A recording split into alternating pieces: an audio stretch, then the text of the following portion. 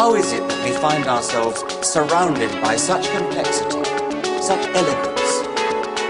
The genes of you and me, the genes of you and me, we're all made of DNA. We're all made of the same chemical DNA. We're all made of DNA. Hi, you're listening to DNA Today, a multi-award-winning podcast and radio show where we discover new advances in the world of genetics. From genetic technology like CRISPR to rare diseases to new research. For over a decade, DNA Today has brought you the voices of leaders in genetics in over 200 episodes. For the past 3 years, DNA Today has won the People's Choice Best Science and Medicine Podcast Award. I'm Kira Deneen. I'm a certified genetic counselor and your host. I am thrilled to introduce a true powerhouse, two-time Emmy-winning celebrity chef Sandra Lee, known for her innovative semi-homemade cooking style that revolutionized how millions approach the kitchen. Sandra's not just a culinary icon, but also a dedicated advocate for health and wellness. Her courage and openness in sharing her personal battle with breast cancer, most notably through her raw and impactful HBO documentary, RX Early Detection, A Cancer Journey with Sandra Lee, has made her a powerful voice in fighting for early detection and cancer awareness. If that wasn't enough, Sandra Lee is the creator and co-host of the new hit Netflix show, Blue Ribbon Baking Championship, which I noticed already cracked a top 10 list on Netflix. In this conversation, we're diving into Sandra Lee's incredible journey from her rise to fame as a beloved television personality and her deeply personal fight against cancer and her ongoing effort to champion health causes. We also, of course, I had to ask. So we get an inside look at her latest Netflix show. Again, that is Blue Ribbon Baking Championship. Sandra Lee, wow, thank you so much for coming on the show. It's amazing to have been watching your new Netflix show, Blue Ribbon Baking Championship. Last night, I was binging it, and now I'm talking to you. So thank you so much for coming on DNA Today.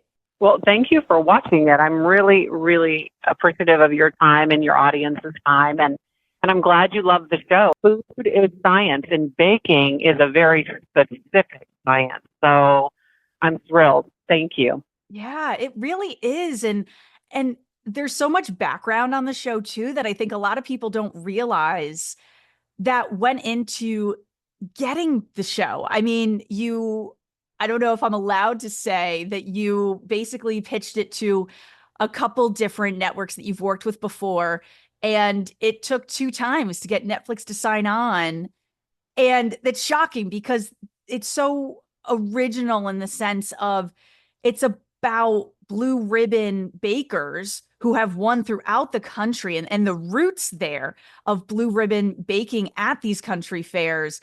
To bring them all together, it's a different kind of baking show compared to other shows. It is. You know, back in the day when competition shows were first starting and Semi-Homemade, my original film, presented to the network at that time, what I wanted to call a Best in Fair, which is what our ribbon competition show on Netflix is called. That's Blue Ribbon. But it is all former ribbon winners, not just blue, any ribbon at all. And it's state, local, and so often the county fairs like LA County or, Erie County, which is in New York, those county fairs are even larger than the state fairs. State fairs are huge, but, the county fairs and local fairs are just meaningful. And it's such a, whether we have state, county, local fairs in the States or there are fairs all over the world, it's an honor to be able to bring the show to life after 12 years. I created it as a kind of a how-to meet competition because you either are a how-to standing up, teaching someone how to cook, or you're a competition personality. But if you take a combination of the two and there's a learned experience that you have and something you can take away for your own life within a program that has riveting content, then you really have something special. And that's what I wanted to create. And I do have to say I'm so grateful to the Netflix team because the head in 2019, when I shared with him what I wanted to bring to life, and they turned it down at that time, he gave me pointers on where he thought that it should land, and that's exactly where it landed. And once we made those refinements, the entire team said yes, and we were within 2.5 months of them saying yes.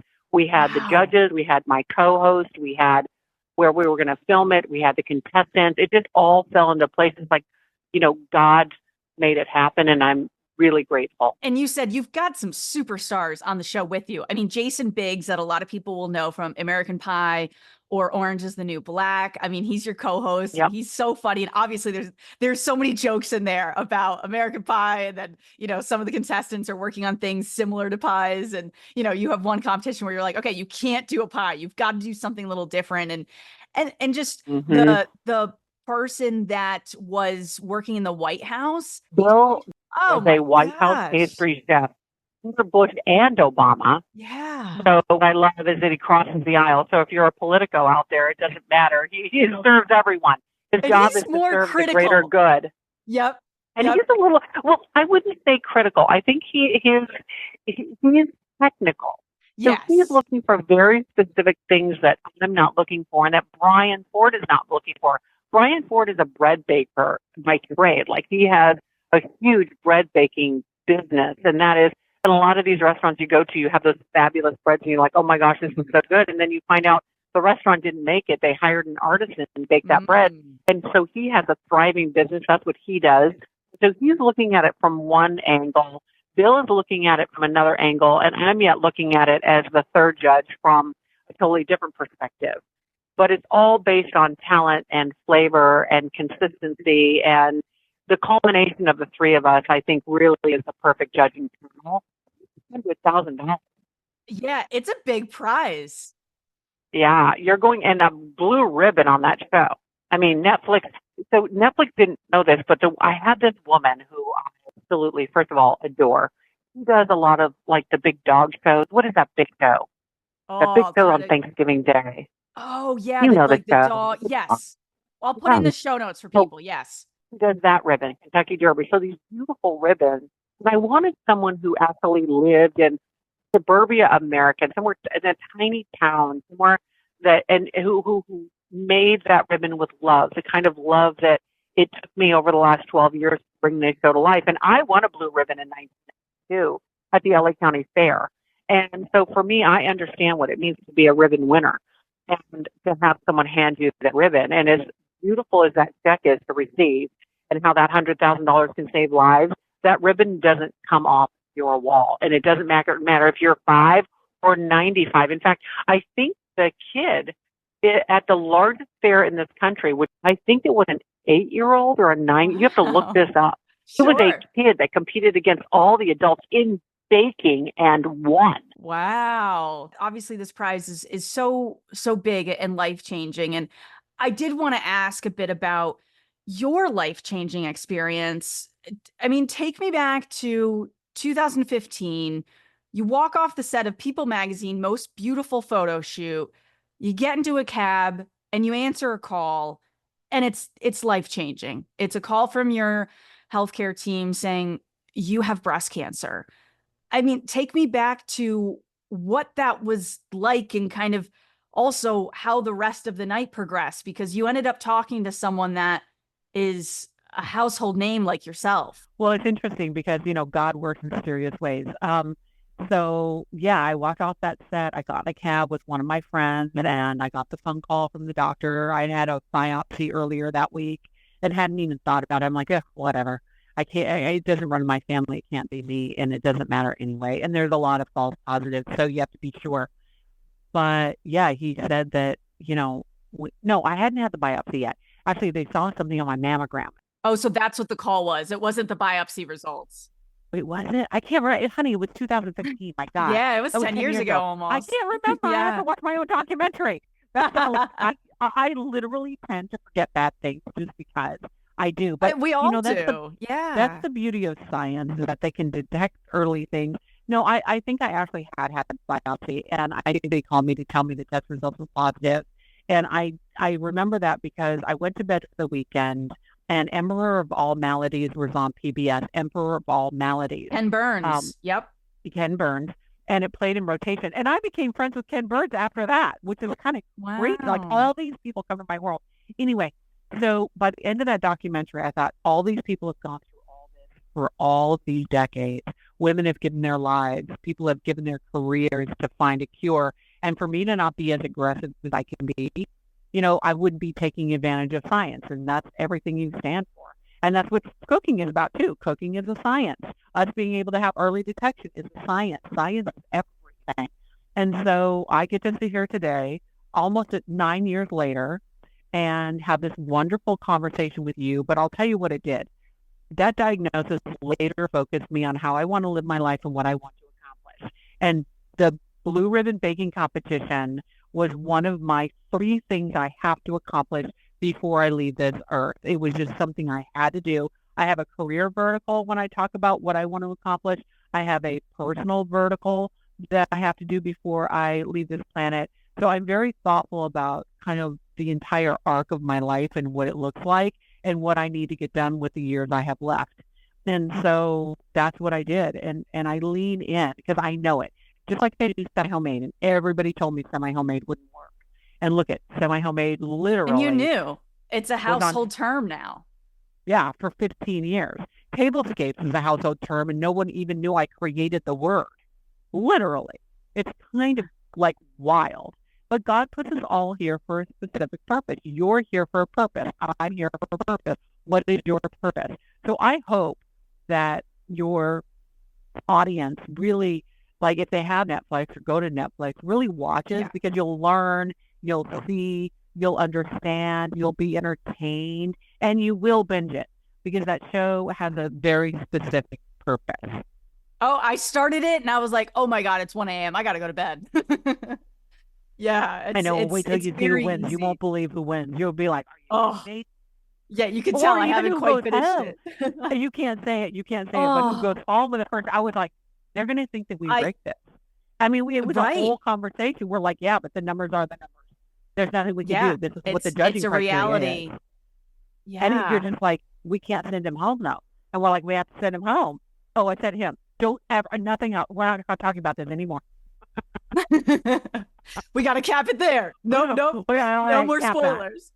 That's right. It's pretty even in terms of genders. So, yes. Yeah, we have some pretty outstanding personalities on the show, too. The cast is amazing. Yeah, no, it really is. And I think you do such a good job as a celebrity figure of really being open with your emotions.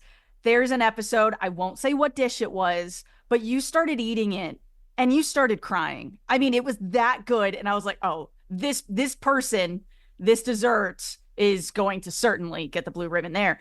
And I think you do such a great job in the documentary too of being that you did, again, it was like 9 years ago, of the RX early detection documentary, of being so raw and intimate and open. I mean, there's footage of you walking in to have surgery, and it was a big deal for you to walk in on your own 2 feet going into the operating room, and you're with your then partner, Andrew Cuomo. People may know the name as the governor of New York at the time, and your sister is a big support.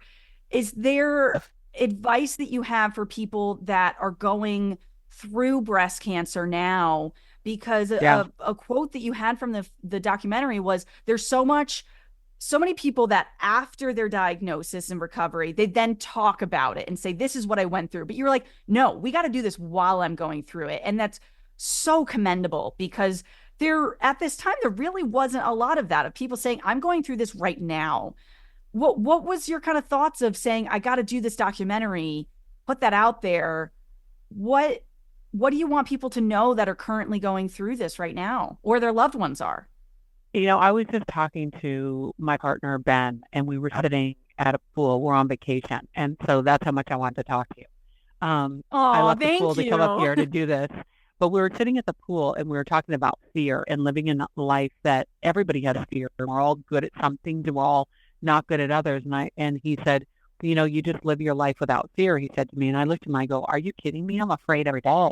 It's just that when I feel fear, it makes me so angry with myself that I just get up and get in the face of it. I just get up and I'm like, you're not going to bully me. You're not going to bully me, fear. I'm going to do what I have to do. And a good friend of mine, who used to run Lifetime television 100 years ago when I wanted to be on television and do something special that made an impact and made a difference. She gave me this little plaque, and I have it in my house to this day. And it's basically, do the thing you think you cannot do. Mm. It's just, That's and I don't know if powerful. I'm allowed to say this. I don't know. What is the age of your audience? It really spans, so go for it. You have to live your life like a racehorse. And if I was a guy with a baseball hat sitting at a football game, I'd say, baby, you have to be balls to the wall every day. Yes.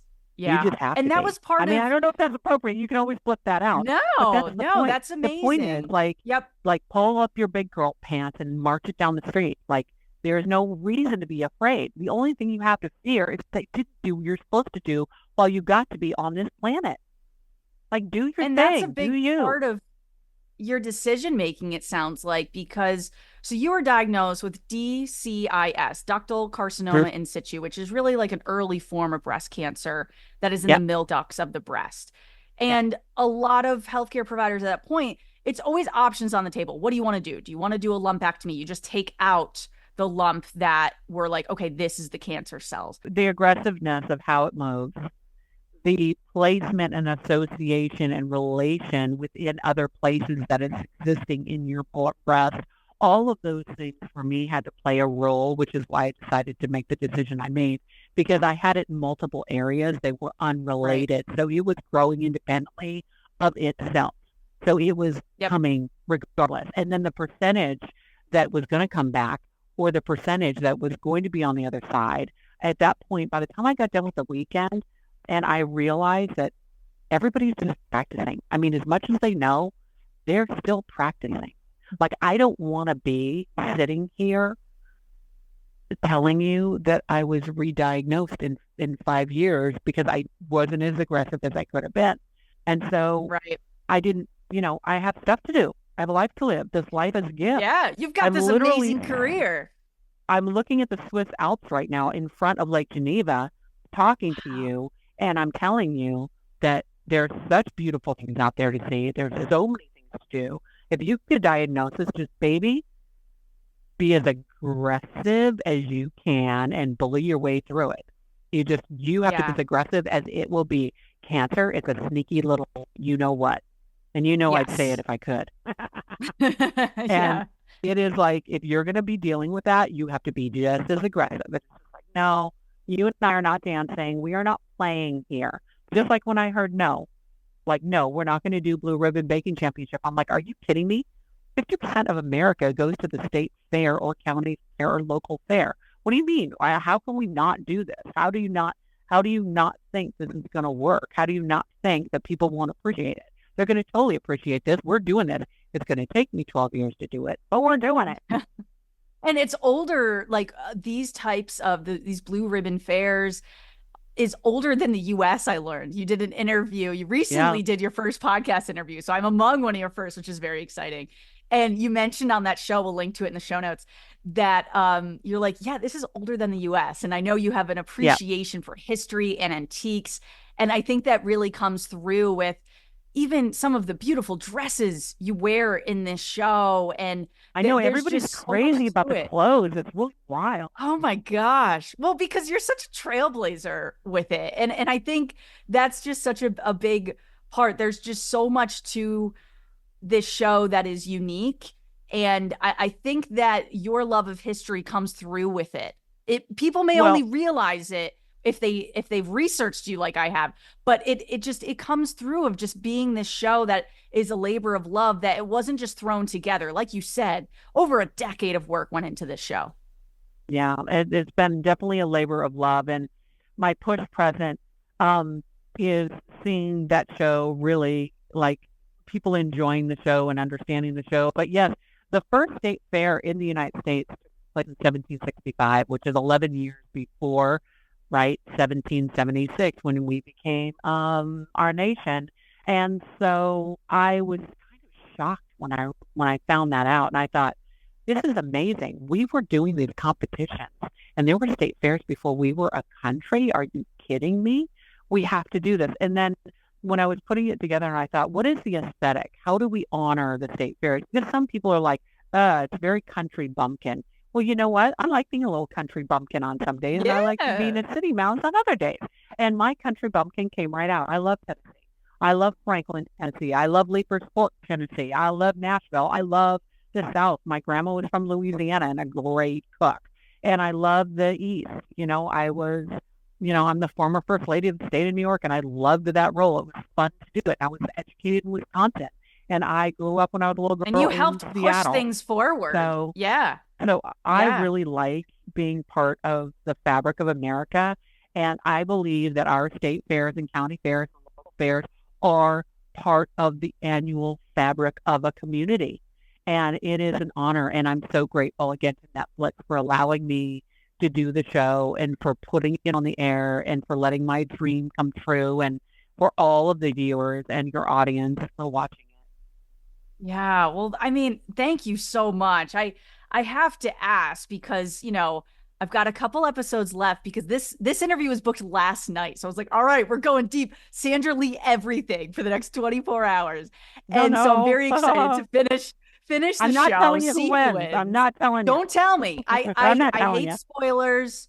I'm in it, and I'm rooting for certain people, and you connect with them. I gotta ask, when I finish it, it's gonna be a little sad. It's one of those things where you don't want to finish it because you're enjoying it. Any teaser, maybe a season 2, or we're just seeing how things ride out for a bit? I think that depends on your audience. I mean, hopefully they'll turn it in. We gotta watch it so I can get a season 2. Yeah, and if you have people then an all-star round. Yeah. I know. I want a gold ribbon. I want there to be a big gold ribbon out there, like the best of. That only can happen after death because you need 10 contestants. So we'll see. And then we'll have you back on to talk about, all right, who are these all-stars? Amazing. Well, you got to get back to your vacation. Thank you so much for taking the time to chat with me about you just being such an advocate in the cancer community. And so many people have looked up to you. And with that, of having this such successful career, you came from very humble beginnings and you've been very open about talking about that. You're just such an open person. And I think that just helps people so much to see you as a role model and really being able to connect with you. And you go back to your vacation. I'm going to go finish Blue Ribbon Baking Championship to see who wins. And I just wish the absolute best for the show. And I'm crossing my fingers for season 2. Thank you. For more information about today's episode, visit dnatoday.com, where you can also stream all 200 plus episodes of the show, including video versions of interviews recorded in 2021 or later. Any questions, episode ideas, guest pitches, or sponsor inquiries can be sent into info@dnatoday.com. Be sure to follow us on social media, especially so you don't miss a giveaway. We are at DNA Today Podcast on Twitter, Instagram, LinkedIn, Facebook, and more. Please rate and review the podcast on Apple, Spotify, or wherever you listen. This truly helps us climb the charts and allow more genetic nerds like yourself to find the show. Here's the bonus. If you do and send us a screenshot, I'll give you a shout out on the show. DNA Today is created, hosted, and produced by myself, Kira Deneen. Our team includes communications lead, Corinne Merlino, video lead, Amanda Andrioli, outreach intern, Sonia Tanaiker, social media intern, Kajal Patel, and graphic designer, Ashlyn Anokian. Thanks for listening, and join us next time to discover new advances in the world of genetics. The genes of you and me, the genes of you and me are all made of DNA. We're all made of the same chemical DNA. We're all made